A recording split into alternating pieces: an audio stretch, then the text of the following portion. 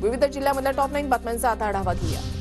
धाराशिवचे काँग्रेसचे ज्येष्ठ नेते मधुकरराव चव्हाण तुळजापूरमधील प्रचार सभेला गैरहजर। सभेला शरद पवार उपस्थित असताना सुद्धा चव्हाण गैरहजर राहिल्यानं त्यांच्या भाजप प्रवेशाची पुन्हा चर्चा।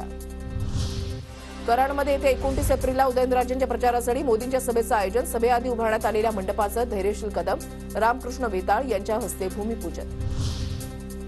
20 वर्षांपासून नागरी सुविधा मिळत नसल्यानं धाराशिवच्या खाजानगर रहिवाशांच्या मतदानावर बहिष्कार। मदिना चौकासह अनेक भागामध्ये लावले बहिष्काराचे बॅनर। वाशिम जिल्ह्यामध्ये 2 दिवसांपासून अवकाळी पाऊस सुरू। अवकाळी पावसामुळे ज्वारी, मका, भाजीपाला पिकांचं नुकसान, शेतकऱ्यांची चिंता वाढली।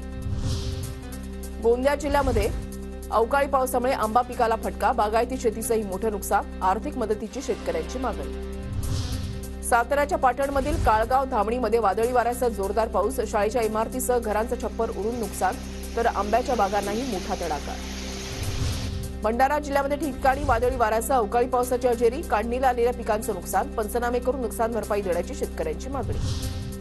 गोंदियामध्ये 18,000 क्विंटल धानाचा घोटाळा, 5 संस्थांनी धानाच्या केलेल्या परस्पर विक्रीची वसुली सुरू, तर संस्थांची अनामत रक्कम, सातबारा आणि मालमत्ता जप्त करण्याची प्रक्रियाही सुरू।